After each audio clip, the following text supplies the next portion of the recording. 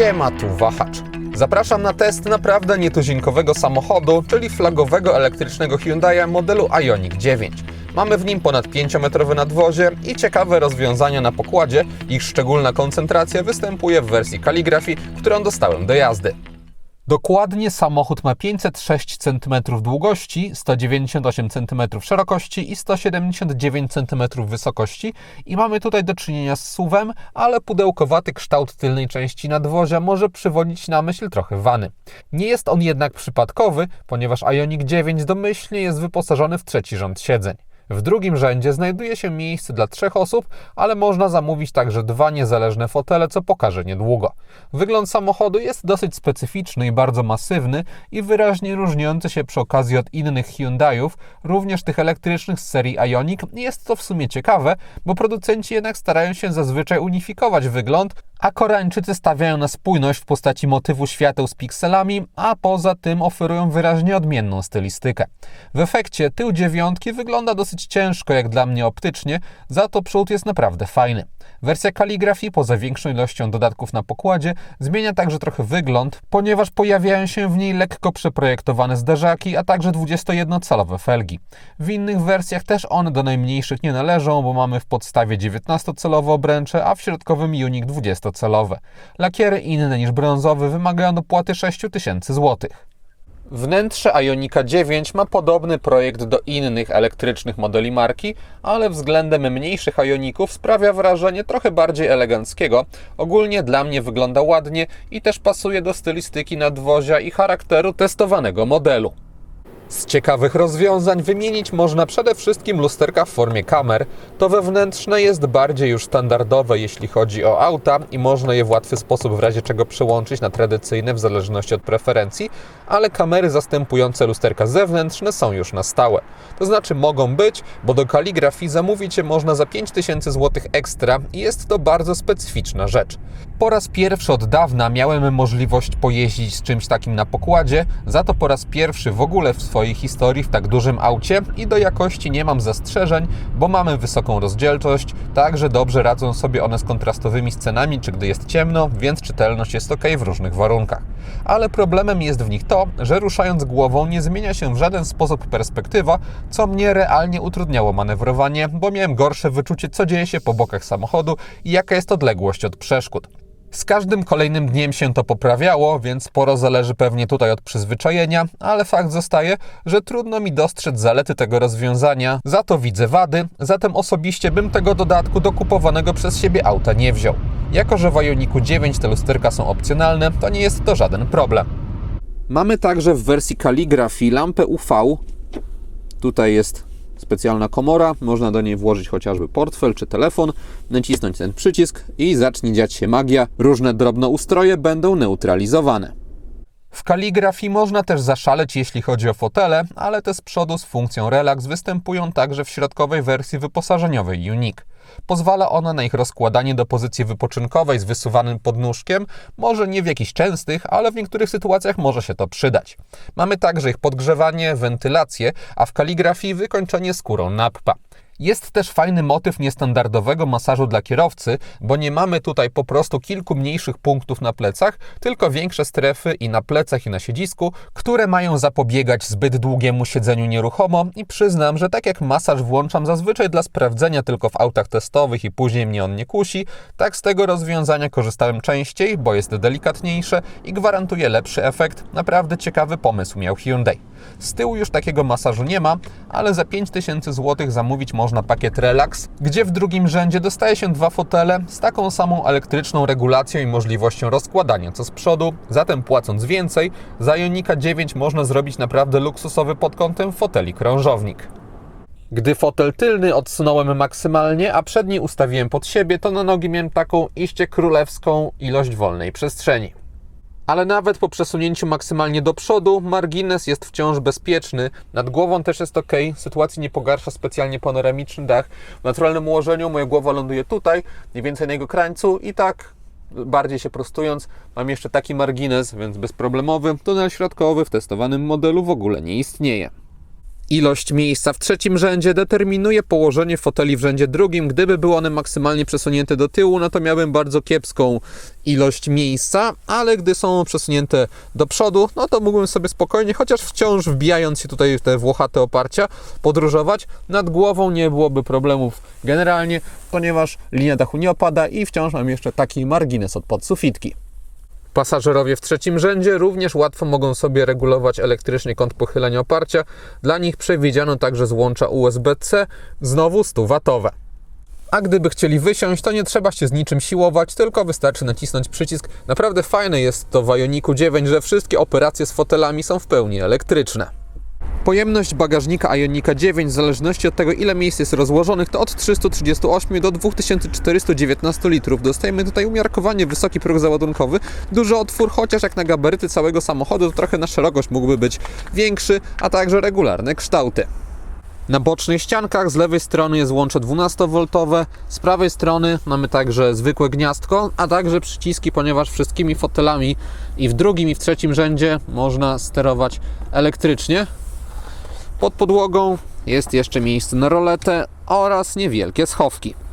Przy rozłożonym trzecim rzędzie bagażnik wygląda tak, nie jest to wcale przestrzeń symboliczna. A jak się wszystko złoży, to ilość miejsca robi się ogromna, mamy wtedy także płaską podłogę. Układy napędowe Ionika 9 są częściowo uzależnione od wersji, którą się wybierze. Akumulatory zawsze są takie same i mają pojemność aż 110 kWh, ale poza tym chociażby wyraźnie odstaje bazowa wersja Technic, bo tam dostajemy 218 koni mechanicznych i napęd tylko na tył. Później w Ioniq występuje 313 koni, napęd na wszystkie koła, który spotkać można także w kaligrafii. W topowej odmianie można dopłacając wybrać jednak też wariant mający aż 435 koni mechanicznych z napędzanymi obiema osiami, który znalazł się w egzemplarzu testowym. Największa różnica cenowa również ma miejsce pomiędzy Technic i resztą. W podstawie dostaje się już wystarczające wyposażenie z aktywnym tempomatem i sporą ilością innych asystentów bezpieczeństwa.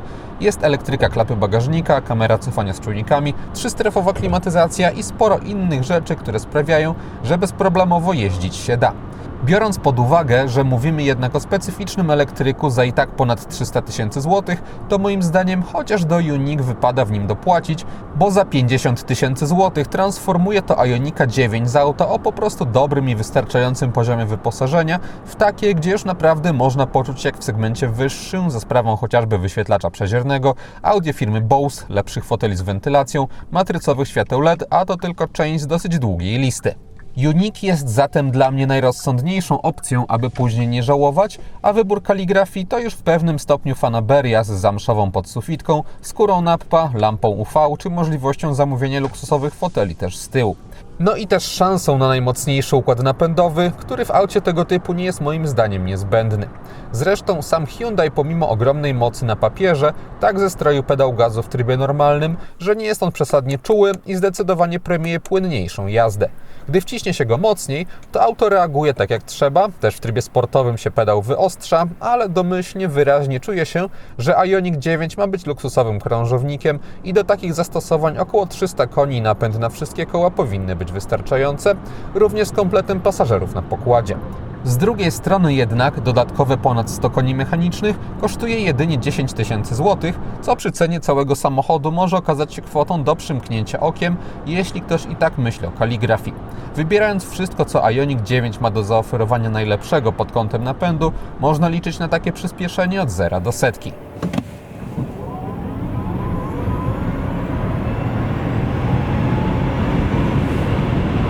Oraz takie od 90 do 140 km na godzinę.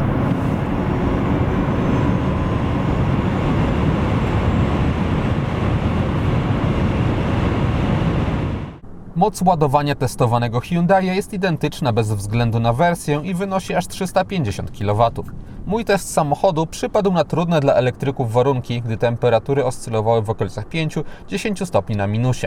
Przed ładowaniem starałem się podgrzać akumulatory, co można robić wybierając jakąś ładowarkę w fabrycznej nawigacji albo odpowiednią opcję z menu elektrycznego. W każdym razie na 400 kW ładowarce samochód wyciągał mi maksymalnie około 180 kW, gdy ładowałem się do okolic 35%, co i tak jest solidną wartością.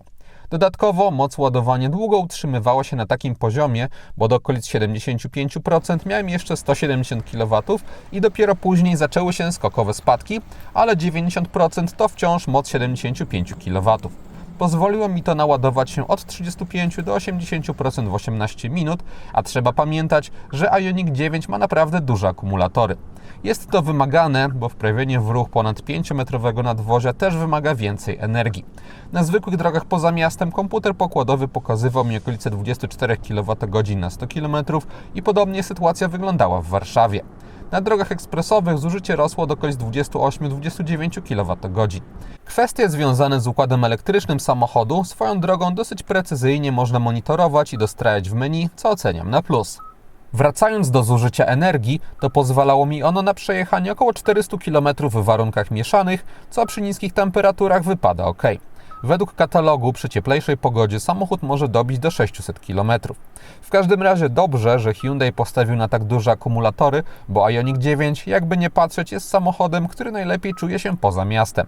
Wtedy można docenić jego układ kierowniczy z wygładzonymi reakcjami, ale też takimi dającymi dobrą pewność prowadzenia. Zawieszenie samochodu jest dosyć miękkie, ale reakcje na nierówności nie są przesadnie bujane, w czym pewnie mają swój udział akumulatory w dolnej części nadwozia, które stabilizują auto. Ogólnie do takiego wygodnego połykania kolejnych kilometrów Ioniq 9 sprawdza się bardzo dobrze. W mieście jest już ciężej, bo na parkingach czuje się jego nadwozie. Na szczęście samochód ma regularne linie i na przykład tylna część jest z grubsza zakończona pionowymi spadkami, ale wciąż trzeba się bardziej pilnować. Mamy też tutaj spory promień skrętu, za to lekko pracującą kierownicę. Ze zwykłymi lusterkami może moja ocena byłaby lepsza, ale z elektronicznymi na niektórych parkingach lekko nie było. Sterowanie podstawowymi instrumentami pokładowymi jest standardowe dla Hyundaiów, czyli tradycyjne. Na kierownicy z prawej strony obsługuje się system audio, telefon, mamy też programowalny przycisk. Z lewej strony mamy obsługę aktywnego tempomatu, a także komputera pokładowego na zegarach. Jest to moim zdaniem, to powtarzam zawsze przy testach Hyundaiów, wzorowe rozmieszczenie przycisków. Standardowy Hyundaiowy jest także zestaw wskaźników, co oznacza, że modyfikować można tylko to, co będzie na środku. Mamy tam informacje dotyczące podróży, czy też działania układu elektrycznego. Poza tym można sobie wyświetlić wskazania z nawigacji, ale bez odpalenia mapy, informacje z asystentów bezpieczeństwa i to tyle, więc jak na w pełni elektroniczne rozwiązanie, to nie ma tutaj szału, jeśli chodzi o możliwości personalizacji, ale dostęp do tych najważniejszych informacji jest czytelny. Korzystając z ekranu na środku, można dostrajać także te zegary pod kątem graficznym. Mamy albo taki motyw tarcz, albo taki. Można sobie także modyfikować stylistykę ich, przy czym to wszystko wpływa właśnie na warstwę estetyczną, funkcjonalną już nie. W panelu klimatyzacji fizycznej mamy pokrętła po bokach do sterowania temperaturą. Pomiędzy nimi występuje już ekran dotykowy, gdzie wyświetlają się pozostałe wskazania. Przyznam, że gdyby były tutaj zwykłe przyciski, tak jak chociażby te do przełączania się po najważniejszych modułach systemu multimedialnego, byłoby to trochę wygodniejsze i też bardziej estetycznie wyglądało moim zdaniem, ponieważ ten ekran, gdy się popatrzy pod pewnym kątem w kamerze, może tego do końca nie widać, to jednak gołym okiem dostrzec można, że jest to ciało obce w tym matowym otoczeniu, ale biorąc pod uwagę, że te przyciski są odpowiednio duże, też mają dla siebie odpowiednio dużo miejsca i ich układ jest niezmienny, to wygoda tego rozwiązania wypada ok. Sytuacja zmienia się jednak, gdy ma się założone rękawiczki, jeszcze te takie smartfonowe, nie jakoś idealnie, ale pozwalają na obsługę bez ściągania ich, chociaż czasami trzeba się naklikać kilka razy, żeby to zadziałało, ale jeśli już się skorzysta z rękawiczek bez tej funkcji, no to nie ma szans, trzeba je zdejmować. Ekran środkowy ma przekątną, podobnie zresztą jak zegary, 12,3 cala. Dostajemy tutaj najnowsze oprogramowanie przewidziane do Hyundaiów, co oznacza, że przyłączanie po najważniejszych modułach może odbywać się albo przy pomocy przycisków na dole pod ekranem, które pokazywałem, albo mamy także takie kafelki, ewentualnie bardziej interaktywne widgety.